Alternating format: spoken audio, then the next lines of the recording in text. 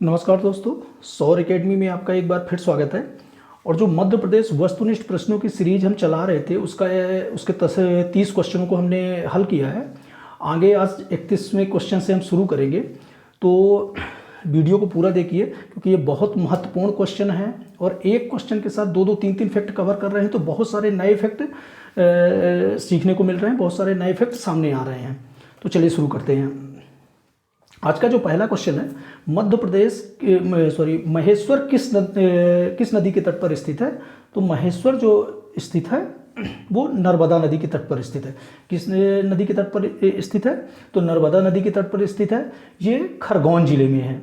महेश्वर जो स्थान है वो किस जिले से संबंधित है? खरगोन जिले से। महेश्वर में एक फैक्ट और आता है कि महेश्वर की जो साड़ियाँ हैं, महेश्वर साड़ियों के लिए प्रसिद्ध है। महेश्वर होलकर की राजधानी भी रही है, होलकर वंश की राजधानी भी रही है, तो उसके लिए भी प्रसिद्ध है। और जो वहाँ पर्यटन स्थल है, ऐतिहासिक स्थल है, वो पर्यटन स्थल है साथ में।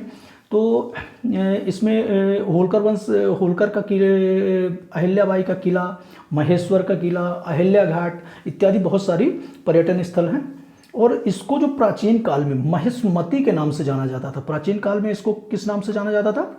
महेशमती के नाम से जाना जाता था। तो इतने सारे फैक्ट क्लियर होते हैं।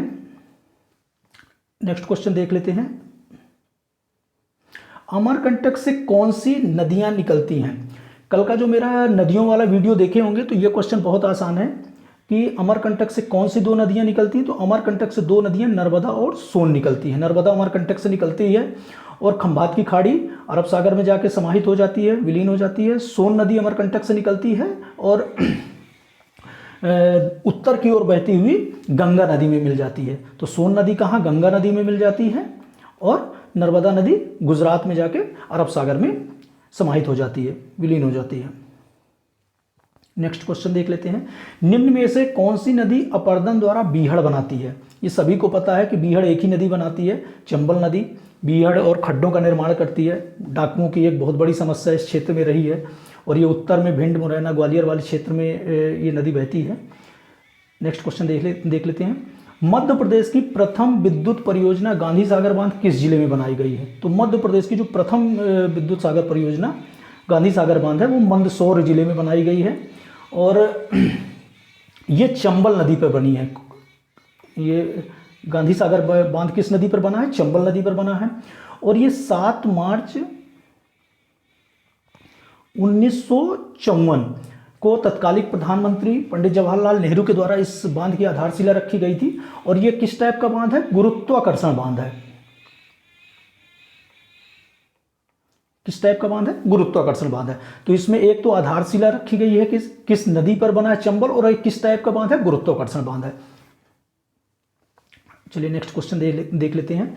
निम्न में से कौन सी नदियां एस्चुरी बनाती हैं? तो एस्चुरी मध्य प्रदेश की दो नदियां बनाती हैं, नर्मदा और ताप्ती। कौन सी दो नदियां बनाती हैं? नर्मदा और ताप्ती। दोनों ही नदियां पूर्व से पश्चिम की ओर बहती हैं और दोनों ही नदियां अरब सागर खंभात खाड़ी में जाके विलीन हो जाती हैं, अरब सागर में मिल जाती हैं। मध्य प्रदेश में निम्न में से किस नदी की बाढ़ अधिक विनाशकारी होता है? ये प्रश्न कुछ ट्रिकी नहीं, बहुत इतना इंपॉर्टेंट नहीं लग रहा है। इसका जो आंसर दिया है वो सोन नदी दिया है। बहुत इंपॉर्टेंट नहीं है। नेक्स्ट क्वेश्चन देख लेते हैं। मध्य प्रदेश में सर्वाधिक क्षेत्रफल पर कौन सी मिट्टी पाई जाती है? मध्य प्रदेश में सर्वाधिक क्षेत्रफल पर कौन सी मिट्टी पाई जाती है? तो मध्य प्रदेश के सर्वाधिक क्षेत्रफल पर काली मिट्टी पाई जाती है। ये मालवा का क्षेत्र और नर्मदा सोन घाटी में बहुतायत मात्रा में होती है। और ये लगभग 47.6% क्षेत्र पे पाई जाती है। जो मध्य प्रदेश का टोटल क्षेत्रफल है उसमें 47.6% क्षेत्र पर काली मिट्टी पाई जाती है। 7.5% क्षेत्र पर जलोढ़ मिट्टी पाई जाती है। ये जलोढ़ मिट्टी उत्तर में भिंड, मुरैना वाले बेल्ट में पाई जाती है। मिश्रित मिट्टी जो बुंदेलखंड वाला बेल्ट है उसमें पाई जाती है।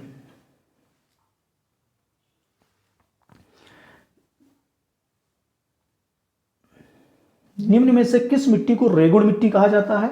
तो निम्न में से रेगुड़ मिट्टी जो कहा जाता है वो काली मिट्टी को कहा जाता है। रेगुड़ मिट्टी किस मिट्टी को कहा जाता है? काली मिट्टी को कहा जाता है। मध्य प्रदेश में कौन सा जिला मृदा अपरदन से सर्वाधिक ग्रस्त है? तो मध्य प्रदेश में जो मृदा अपरदन चंबल नदी करती है, बीड़ों और खड्डों का निर्माण करती है, उसमें भिंड मुरैना वाला बेल्ट आता है। तो सबसे ज़्यादा जो प्रभावित क्षेत्र है वो मुरैना है। सबसे ज़्यादा प्रभावित क्षेत्र कौन सा है? मुरैना है। मध्य प्रदेश को कितने कृषि प्रदेश में बांटा गया है?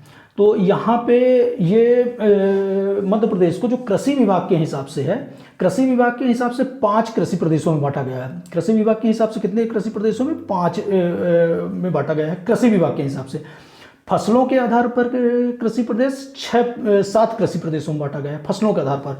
और जलवायु के आधार पर, वायु के आधार पर जो कृषि प्रदेशों को 11 कृषि प्रदेशों में बांटा गया है। तो मध्य प्रदेश को जलवायु के आधार पर 11 कृषि प्रदेशों में बांटा गया है। तो इसका राइट आंसर हो जाएगा 11। मध्य प्रदेश में देश का कितने प्रतिशत गेहूं पैदावार होता है? तो आपको पता है कि मध्य प्रदेश गेहूं पैदावार में उत्तर प्रदेश के बाद दूसरे नंबर पर है। 7 बार कृषि कर्मठ अवार्ड ले चुका है। यहाँ पे जो ये जो आंसर दिए हुए हैं इसमें से कोई भी नहीं है। उसमें 18.2%, जो देश का 18.2% गेहूं का उत्पादन मध्य प्रदेश कर रहा है और दूसरे नंबर पर, अभी उत्तर प्रदेश के बाद दूसरे नंबर पर है। मध्य प्रदेश का चना उत्पादन में देश में कौन सा स्थान है? तो मध्य प्रदेश का चना उत्पादन में देश का में प्रथम स्थान है। मध्य प्रदेश के किस जिले में सर्वाधिक सोयाबीन पैदा किया जाता है? तो मध्य प्रदेश के उज्जैन जिले में, कौन से जिले में? उज्जैन जिले में सर्वाधिक सोयाबीन पैदा किया जाता है। मध्य प्रदेश का एकमात्र गांजा उत्पादक जिला कौन सा है? तो मध्य प्रदेश का एकमात्र गांजा उत्पादक जिला है खंडवा। कौन सा जिला है? खंडवा। मध्य प्रदेश का एकमात्र जो गांजा उत्पादक जिला है वो खंडवा है। मध्य प्रदेश का अफीम उत्पादक जिला कौन सा है? तो मध्य प्रदेश का जो अफीम उत्पादक जिला है वो है मंदसौर। अफीम उत्पादक जिला कौन सा है? मंदसौर। मध्य प्रदेश में राष्ट्रीय अंगूर अनुसंधान केंद्र कहाँ प्रस्तावित है? तो यह रतलाम में प्रस्तावित है। अंगूर अनुसंधान केंद्र कहाँ प्रस्तावित है मध्य प्रदेश का? रतलाम में। राष्ट्रीय अंगूर अनुसंधान केंद्र रतलाम में प्रस्तावित है। राष्ट्रीय सोयाबीन अनुसंधान केंद्र कहाँ है? तो राष्ट्रीय अनुसंधान केंद्र इंदौर में है। राष्ट्रीय अनुसंधान केंद्र कहाँ है? इंदौर में। और राज्य की बात करें, राज्य की, तो राज्य की सोयाबीन अनुसंधान केंद्र कहाँ है? उज्जैन में। तो ये याद रखिएगा, राष्ट्रीय की बात करें तो वो इंदौर में है और राज्य की बात करें तो वो उज्जैन में है। मध्य प्रदेश में चावल अनुसंधान केंद्र कहाँ है? तो मध्य प्रदेश में जो चावल अनुसंधान केंद्र है वो बड़वानी में है। यह अनुसंधान केंद्रों से संबंधित क्वेश्चन पूछे जाते हैं तो इनको देख रहे हैं। मध्य प्रदेश में कपास अनुसंधान केंद्र कहाँ है? तो मध्य प्रदेश में जो कपास अनुसंधान केंद्र है खरगोन में। नेक्स्ट क्वेश्चन है, अंतर्राष्ट्रीय मक्का एवं गेहूं अनुसंधान केंद्र। अंतर्राष्ट्रीय मक्का एवं गेहूं अनुसंधान केंद्र कहाँ है? तो ये जबलपुर खमरिया में है। कहाँ पे है? जबलपुर खमरिया। अंतर्राष्ट्रीय मक्का एवं गेहूं अनुसंधान केंद्र, चूंकि अंतर्राष्ट्रीय है तो महत्वपूर्ण हो जाता है। अंतर्राष्ट्रीय मक्का एवं गेहूं अनुसंधान केंद्र कहाँ है? जबलपुर खमरिया। मध्य प्रदेश के किस जिले में सर्वाधिक शुद्ध कृषित भूमि है? तो सर्वाधिक शुद्ध कृषित भूमि किस जिले में है? उज्जैन में, मालवा वाले क्षेत्र में। शुद्ध कृषित भूमि का मतलब है कि जिले में जितनी भूमि है वो सबसे ज़्यादा से ज़्यादा उसमें कृषि की जाती है। शुद्ध कृषित भूमि कहाँ है? उज्जैन में, मालवा वाले क्षेत्र में।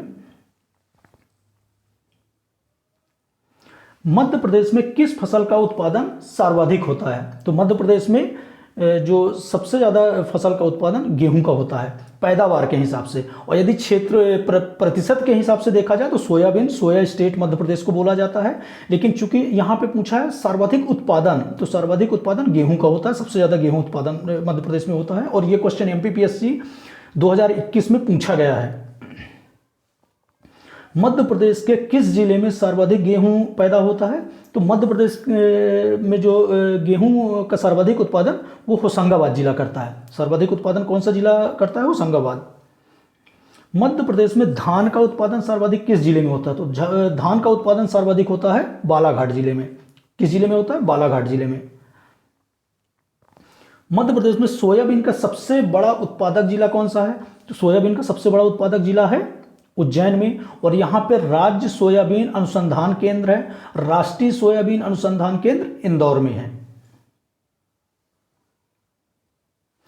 मध्य प्रदेश में कपास सर्वाधिक क्षेत्रफल पर कौन से जिले में उगाया जाता है? मतलब सबसे ज्यादा कपास किस जिले में उगाया जाता है? तो कपास सर्वाधिक जो उगाया जाता है वो खरगोन जिले में है।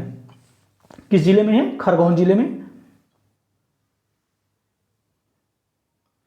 मध्य प्रदेश में सबसे अधिक मात्रा में पाया जाने वाला पशु कौन सा है? मध्य प्रदेश में सर्वाधिक मात्रा में सबसे ज्यादा जो संख्या में पाया जाने वाला पशु है वो है बकरी। मध्य प्रदेश में सबसे ज्यादा कौन सा पशु पाया जाता है? बकरी। मध्य प्रदेश में पशु घनत्व कितना है? मध्य प्रदेश में पशु घनत्व कितना है? तो पशु घनत्व मध्य प्रदेश में 110 है, और जो सबसे ज्यादा पशु घनत्व है वो झाबुआ में है। किस जिले में है? झाबुआ जिला है सबसे ज्यादा पशु घनत्व, झाबुआ 203, और जो सबसे कम है होशंगाबाद। होशंगाबाद सबसे कम है मात्र 45। तो इस तरह से जो एवरेज जो है मध्य प्रदेश का पशु घनत्व वो है 110। मध्य प्रदेश में सिंचाई का प्रमुख साधन कौन सा है? तो मध्य प्रदेश में सिंचाई जो सबसे ज्यादा सिंचाई होती है वो मध्य प्रदेश में किस से होती है? कुएं और नलकूप से। ये लगभग 67.34%।